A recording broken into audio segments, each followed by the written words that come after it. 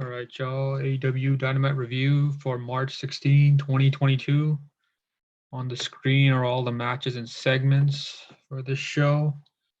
All right, so the first one's the bottom middle. Adam Page, Jungle Boy, and Luchasaurus versus Adam Cole, Bobby Fish, and Kyle O'Reilly. Luchasaurus hits 2 chops on Cole and Fish.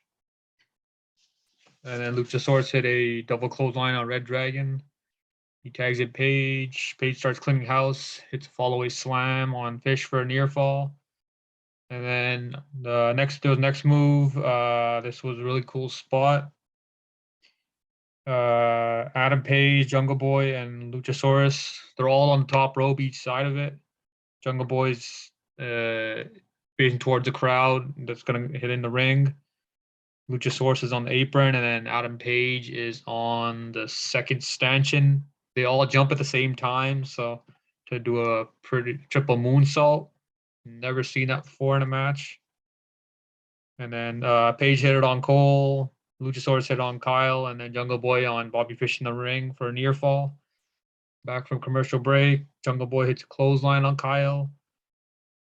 Luchasaurus gets the tag, he cleans house, German suplexes Kyle, and then super kicks Adam Cole. And he hit a choke slam on Kyle, and then he chokeslammed Bobby Fish onto the back of Kyle O'Reilly. He hit a moonsault on both of them for a near fall. And then Kyle locks in a leg submission at the same time. Cole has Page in a guillotine. And then Page throws Cole into Kyle to break it up. And then Adam Page puts Cole on his shoulders. Lucha puts Kyle on his shoulders.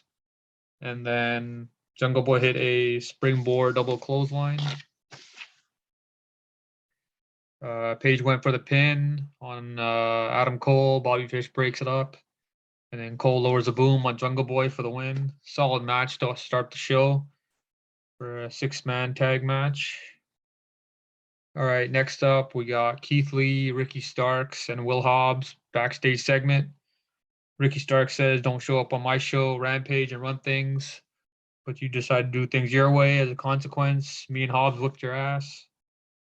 And then Stark says, "If you show up on Rampage again, the same thing." And then Keith Lee cuts him off and says, "The same thing when I laid you out like a little bitch." So a little bit of trash talk there. It's clear they're building to Keith Lee versus Will Hobbs. Probably they'll do it on Dynamite or a Rampage episode. Maybe the pay-per-view, but still a month and a half away for Double or Nothing. All right, next up is next match was the one on the bottom right. Jon Moxley, Bryan Danielson with William Regal. And then they faced Wheeler Yuta and Chuck Taylor. They were with Orange Cassidy, Trent Beretta, and Danhausen. So William Regal goes to commentary, and then match starts. Moxley hits a suplex on Wheeler Yuta for a near fall. Chuck logs in a single leg crab submission on Bryan. Mox tags in, breaks up the submission. And then Bryan has Chuck's leg tied up, and Moxley, this was kind of funny. Moxley yells, "Indian Deathlock his ass," from the apron. And then Bryan bridges himself up. He grabs Chuck's neck for the submission. Moxley tags in, and then he superplexes Chuck off the top rope for a near fall. Back from break, Wheeler Yuta hit a German suplex on Moxley for a near fall. And then Moxley hits a paradigm shift on Chuck on the outside. Bryan does a yes kicks to Yuta. And then Yuta kicks out of a shoulder capture suplex. And the crowd starts chanting for Yuta. Bryan does his famous stomps to the head. And then Moxley locks in the Bulldog choke. And Yuta taps out. And then at the end of the or after the match, this is where the interesting stuff happened. So Wheeler and the best friend's about to leave. And then he looks at Moxley, Bryan, and Regal in the ring. And then he looks back at his crew. So he goes to the ring. He puts his hand out. Probably wants to join the group or just shake Regal's hand. And then Regal just slaps the shit out of Wheeler Yuta. And then we'll see if Yuta joins the group or somebody else will. I don't know. Next, we got a segment in the back. FTR. They said that when we won the tag team titles, Tully was Laker focused. And then when they lost the titles, he lost focus. And then he's like, you lose focus, you lose your job. And the Young Bucks show up.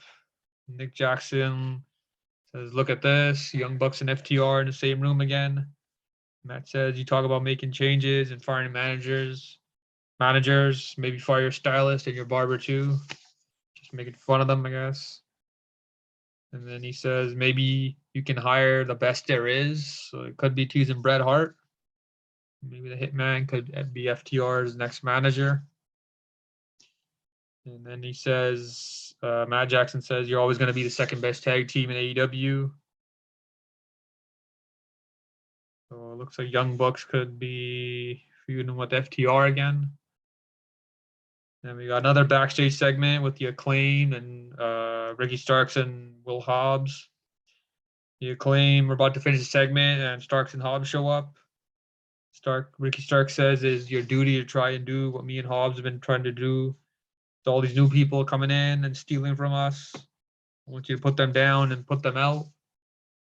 And then Swerve shows up, says he's going to be there Friday night. And then he says, whose house? Swerve's house. Okay, segment. All right, next up, we got the Jericho Appreciation Society segment. Matt Lee says, you know who allows you to sing that song? Points to Jericho and says, this man. Angelo says, why this man deserves to be praised and idolized, not only for his contributions to this industry, but his contributions as a human being. Chris says, if there was no Chris Jericho, there would be no AEW. Says he helped to build the company, carried on his back. And he says, but instead of praising me, you undermine me, take me for granted, insult me on social media. He says, I read what you write. It's hurtful. You got the greatest total package performer in the history of the business right here, and you don't appreciate me. The roster of AEW and the inner circle never appreciated me. Says Sammy Guevara walked out on me. Santana and Ortiz disrespected me. Eddie Kingston embarrassed him on pay-per-view by making him tap out. He says they don't appreciate me, but these men do. That's why we are the Jericho Appreciation Society. That's a terrible name for a group. We can't relate to the AEW roster because they're nothing more than pro wrestlers. And he says a pro wrestler has never been legendary. A pro wrestler has never been a millionaire. The only reason I was able to do it is because I'm not a pro wrestler. I'm a sports entertainer. It's pretty much the same thing. Sports entertainer and a wrestler. And then Daniel Garcia says, if you're going to call yourself a sports entertainer, well, then I am too. And Chris says, why does Garcia appreciate him? Says, I'll tell you why. Says on January 6, 2019, a group of independent wrestlers were in a car crash in Buffalo. One of them shattered his tibia and fibia, said he would never walk again, never wrestle again. He didn't know any of these men, so Jericho donated thousands of dollars for the recovery, and not only this man heal up, he was able to learn to walk and come back to the business. He says, this guy was Daniel Garcia. He appreciates me. And then Jericho says, then you got Matt Lee and Jeff Parker 2.0. Says, that's a stupid name from Bad Creative, and you'll never hear it again. We don't use made-up names for the JAS. We use our real names. And then he says, their real names are Danny Menard and Angelo Parker. And why do they appreciate me? He says, about a year ago, he got a call from his former best friend, Kevin. He's talking about Owens. And he says, I need some help with my buddies who just got fired. Can you put them on Talk as Jericho so they can get a job? And then Jericho says at the end of the podcast, he realized these guys have passion. I want to try and get them a job, and AEW hires them. And then that's why they appreciate him. And then Chris says to end the segment, this is the era of the sports entertainer. Well, they're going to be a sports entertainer gimmick instead of pro wrestling gimmick. Same shit, if you ask me. So they basically replaced Santana and Ortiz with 2.0, and then they replaced Sammy Guevara with Daniel Garcia. I don't know if he's going to be good as Sammy Guevara, and then Jake Hager still in the group. Yeah, so they're trying to build up the young guys for Jericho's new group. See how they do. All right, next up we got Scorpio Sky versus Wardlow. With Scorpio Sky, it was he was with Dan Lambert, Paige Van Zandt, and Austin Vanderford. All right, so Wardlow hits Scorpio with uppercuts in the corner. Back from the break, Wardlow hit a overhead suplex on Scorpio. Then he hit a two-handed chokeslam and 3 power bombs. And then Dan Lambert had enough of this, so he gets up on the apron to distract Wardlow. Lambert steps down, and then Sean Spears comes out with 2 chairs in his hands. So the ref is occupied with him, and then MJF comes out. I think he snuck under the ring or came through the crowd, pushed Wardlow into the ring post, and then Scorpio Sky rolled up Wardlow for the win. And then Spears, Vanderford, and Sky attack Wardlow after the match. Wardlow fights him off and goes for the powerbomb and MJF. Spears hits him with a chair, and then MJF gives money to Lambert, so I guess he paid to beat up Wardlow or some shit. And then MJF hit Wardlow with a Dynamite Diamond Ring. This was pretty predictable because Wardlow helped Punk win. And then MJF's like, oh, you screwed me, so I'll screw you. So he cost me the TNT title. But during the post-match attack, the crowd starts chanting for CM Punk. He never showed up. So, but Wardlow helped Punk, but Punk didn't help Wardlow. So I don't know if he's going to be in the feud, added to this feud, or Punk feud with somebody else. So we'll see what happens with that. It's clear. I don't know.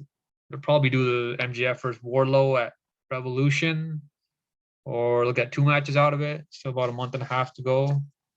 So Double or Nothing. And then next match, we got Private Party versus the Hardys. A return, one of the greatest tag teams, and Jeff Hardy's debut in AEW. All right, so Jeff hits a hip toss on Mark Quinn. Back from the break, Mark Quinn hits a dive on the Matt Hardy on the outside. Private Party hit a neckbreaker combo for a near fall. The crowd starts chanting for Jeff, and then he gets a hot tag. Jeff hits a Russian leg sweep on Isaiah for a near fall, and then Matt hits a side effect on Quinn. Jeff hits a diving splash on Isaiah from the second rope for a 2 count, and then both the Hardys hit 2 twists of fate, and then Jeff hits a swanton bomb on Cassidy for the win. And then Andrade and AFO come out. They're about to attack the Hardys, and then Darby Allin and Sting come out to help them. It's cool to see Jeff, I guess. And then so they'll either feud with AFO with Hardys and with Darby Allin and Sting, or they're most likely go for to win the tag team titles in AEW. Add another 2 more titles to the resume. All right, next up we got main event. Britt Baker versus Thunder Rosa for the AEW Women's title in a steel cage. Rosa hit a clothesline on Baker, and then Rosa drags Baker's face on the cage, and she smashes Baker's face in the cage. And then Britt Baker's busted open from this. And then Britt Baker, she throws a bunch of chairs into the ring. Rosa hit 2 clotheslines on Baker and a chair shot to the back. She hit a stunner and then a clothesline on Baker in the corner and a drop kick for a near fall. Britt Baker goes for a super kick on Rosa. She moves out the way and hits the ref. And then, so the ref's down, but he gets up after the super kick. He should be knocked out. And then Thunder Rosa pushes Baker into the ref. The ref goes outside. So there's no ref. Rosa hit the Thunder Driver. There's no count. And then Rosa goes at top rope. Baker hits her with the chair. And then Britt Baker puts chairs into a pile and hits a slam from the top rope onto the chairs. So then she pins Rosa. There's no count, obviously, because there's no ref. And then Britt Baker starts yelling for the ref. And then finally, a ref comes out and Baker gets a near fall. And then, okay, so she set up a chair spot. 4 chairs she set up like near the corner, and then she put 2 flat on those 4 chairs, and then she put 2 more. She set up 2 more chairs on top of those. So 8 chairs. This took forever to set up, and then she bashes Baker's face onto the cage, and then Baker falls on the chairs, and then Rosa gets a near fall. And then Britt Baker brought a small black bag, pretty obvious what those are, what's in there. Pours the thumbtacks in the ring, and then Britt Baker counters Rosa's move onto a back body drop on the thumbtacks. She barely hit the thumbtacks after the back body drop, most of your legs, and then Britt Baker put in a lockjaw. Rosa bit her hand, and then Britt Baker switched the other side, and then Rosa smashed Baker's hands onto the thumbtacks. It must have been painful. And then Thunder Rosa power bombs Baker onto the thumbtacks, and then hit a Thunder Driver onto the thumbtacks for the win. It was about an average show. Not a lot of none of the matches really stood out. They were okay matches. And then so we still don't know when the Adam Page match is gonna happen for the rematch. Adam Cole wants a rematch for the world title. CM Punk, don't know. He should be back next week, but we'll see. And then we'll see if he feuds with either if he's still in the feud with Wardlow and MJF, or he'll feud with somebody new. Parties will probably go for the tag titles, and then Thunder Rosa, the new women's champ. So we'll see how long she gets a title reign for. Probably have it for about 6 months. That's probably good for a title reign. She's not gonna have it for a year. I don't think so. Much as long as Baker did. And yeah, it was an okay show. All right, see ya.